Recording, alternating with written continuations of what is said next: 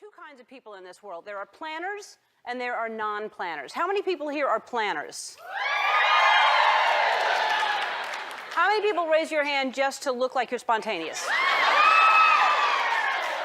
We all know the people that they plan way, way too much and way too far in advance. Making plans with them is like setting an appointment with a cable guy. It's like, let's see, I think I can meet you in December, maybe on the 17th, sometime between 1 and 4, or May 8th between 5 and 7. Otherwise, I'm booked until 2024. And if you don't know someone like that, that's you.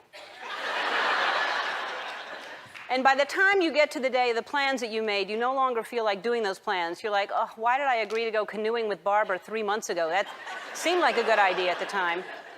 You know, I read somewhere that life is what happens when you're busy making other plans.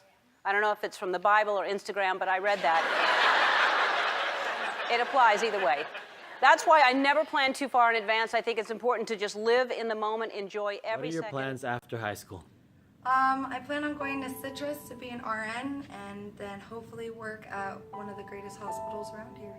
I plan to go to PCC after high school. High school, I will be attending PCC for the fall semester. I'd like to go into art school, practice digital art, and, you know, hopefully one day become a video game designer. I think one of the major problems that I encountered were having good consistency and discipline to constantly do the work and be on it and not just forget about it and do something else, and learning the consequences of not doing work. Right now I'm currently working at Smart & Final, as you can see on my shirt. But after, or when I hit 18, I would like to join the police academy, try to become an officer, and then just work my way up and actually go to school and then major in criminal justice or criminal law. Yeah. My plan is to go to PCC and ultimately transfer to a four-year college where I still haven't found my major, but I'm still looking. Plans after high school? Music and physics, quantum physics, something along those lines. What are you planning on doing that? Huh?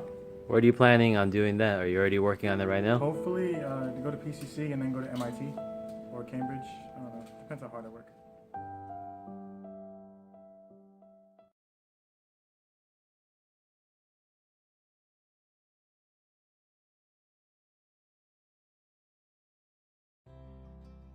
What was the toughest struggle, and how did you overcome those struggles?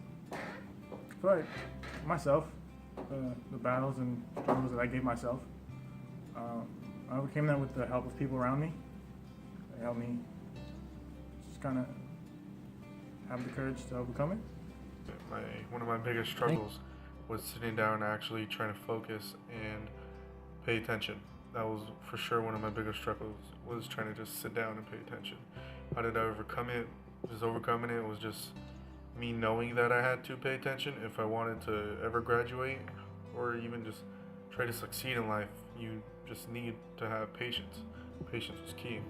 My future plans are going to PCC and then transferring to a 4-year,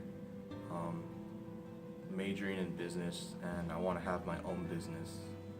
My biggest struggle was I had a baby, and I overcame it by hard work and dedication. The toughest moment for you in high school?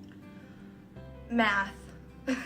How'd you? The toughest struggle for me was overcoming a class every week, but I overcame that by actually pushing myself and doing all the work that I could.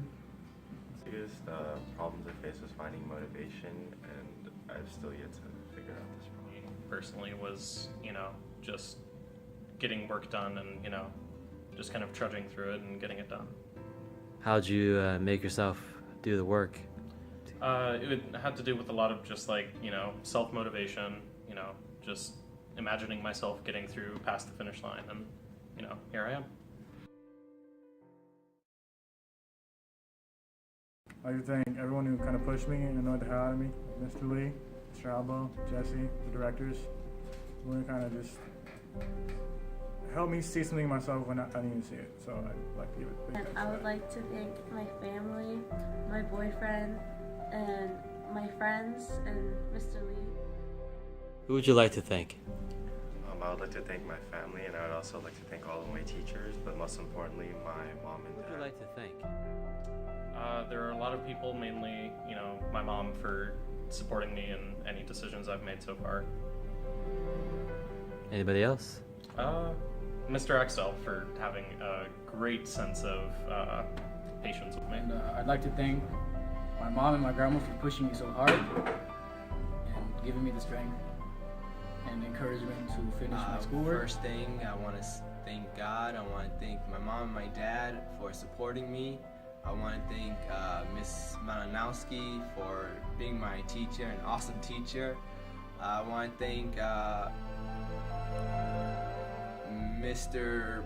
Palucki for being an awesome PE teacher. Who else?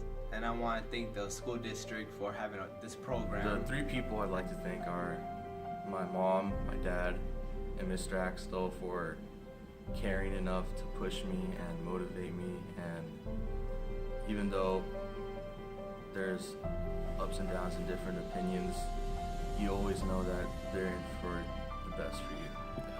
Who would I like to thank was the last question. Who I would love to thank? My dad, brothers, families, just everybody who was there for me in my highs and my lows. Everybody. I just love you all to death. Everybody who has attended my graduation, thank you. God bless. Have a good day.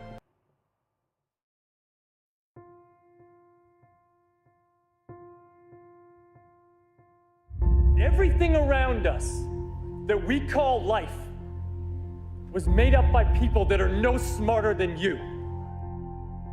So build a life. Don't live one, build one.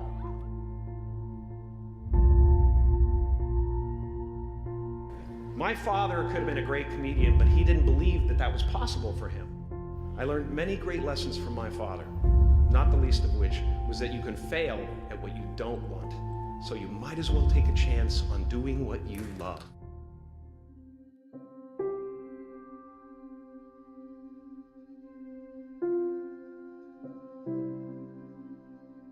You have to trust that the dots will somehow connect in your future, because believing that the dots will connect down the road will give you the confidence to follow your heart, even when it leads you off the well-worn path, and that will make all the difference.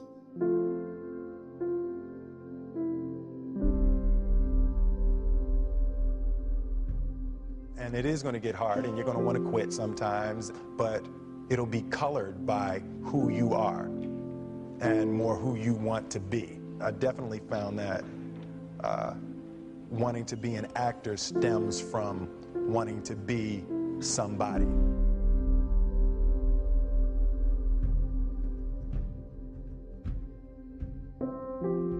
The hardest thing to listen to, your instincts, your human personal intuition, always whispers, it never shouts.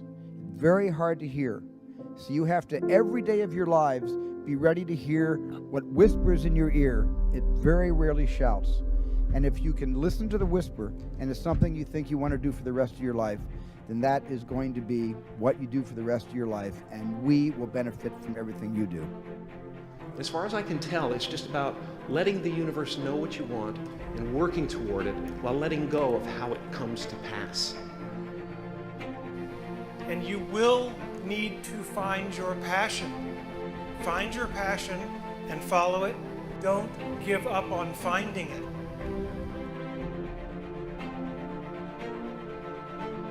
As you are responsible for your life. And if you're sitting around waiting on somebody to save you, to fix you, to even help you, you are wasting your time, because only you have the power to take responsibility to move your life forward. And the sooner you get that, the sooner your life gets into gear. What matters is now, this moment, and your willingness to see this moment for what it is, accept it, forgive the past, take responsibility, and move forward.